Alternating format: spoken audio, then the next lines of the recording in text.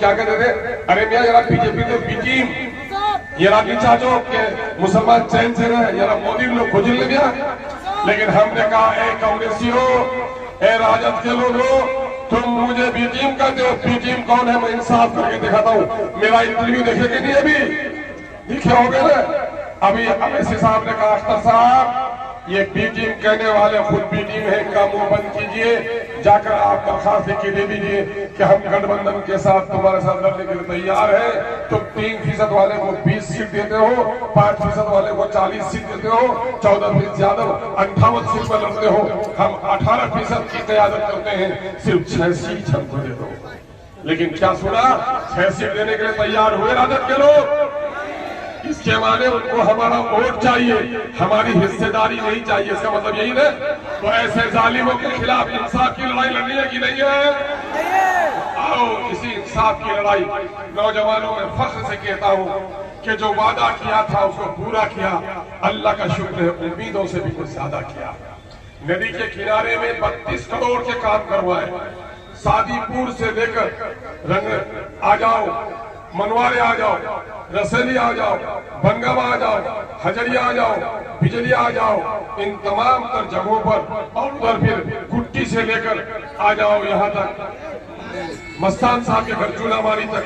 अभी मस्तान साहब की बस्ती को बचाने के लिए 1 करोड़ की योजना संचय कर।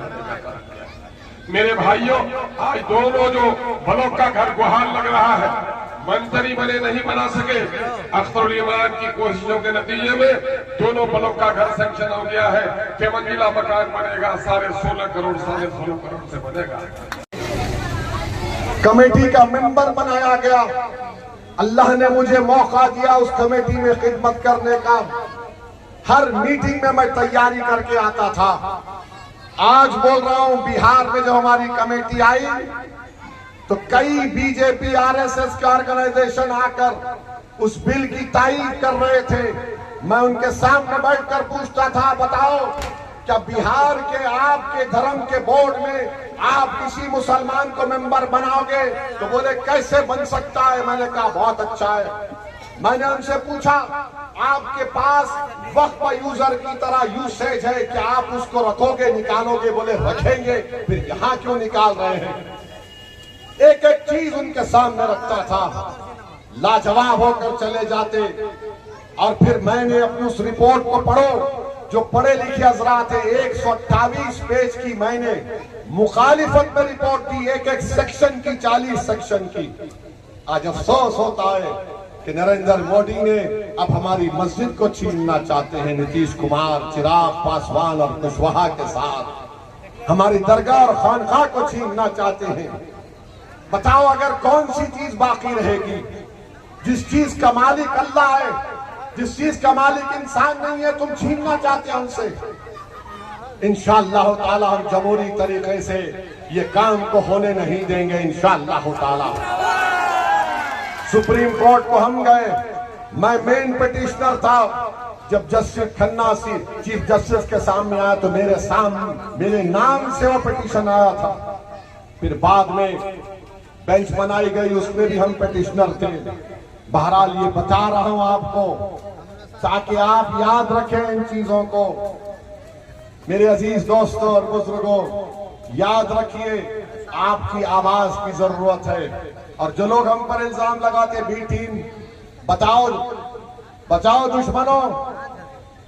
जब उपराष्ट्रपति का चुनाव हो रहा था तो असदुद्दीन ओवैसी को हमारे प्रदेश के मुख्यमंत्री ने फोन करके कहा, असद भाई हमारा साथ दो। मैंने कहा बिल्कुल साथ दूंगा। बोले जस्टिस सुदर्शन रेड्डी को वोट दो, वो इंडिया अलायंस के उम्मीदवार है। Justice Sudarshan Reddy supreme court के जज थे। उन्होंने फोन करके पूछा, असद भाई मैं आपके पास आके मिलूं? मैंने कहा सर मत आइए, आप बुजुर्ग हैं, हम आपकी इज्जत करते हैं। हमने जबान दिया है रेवंत रेड्डी को, कांग्रेस के मुख्यमंत्री को, हम वोट डालेंगे। मेरा एक ही वोट था, ज्यादा वोट नहीं थे। मैं जाकर सुदर्शन रेड्डी साहब को, इंडिया अलायंस के उम्मीदवार को वोट दिया। अब बताओ हम क्या दूध के धुले हुए थे या बी टीम के? बताओ, बोलो। नहीं बोलेंगे। खत लिखा अख्तरुल ईमान, कई बड़े बड़े लोग अख्तरुल ईमान साहब के पास आकर बोले कि ओवैसी अकेला लीडर बनना चाहता है, वो अलायंस नहीं करना चाहता। मैंने कहा मैं तैयार हूं। मैंने अख्तर भाई से कहा लिखिए, वो जो लिखते हैं उस पर लिखकर साइन करके लालू प्रसाद यादव को भिजाइए। लेटर लिखा। फिर बेटे ने कहा मुझे नहीं आया। हमने कहा उसको भी लिखो।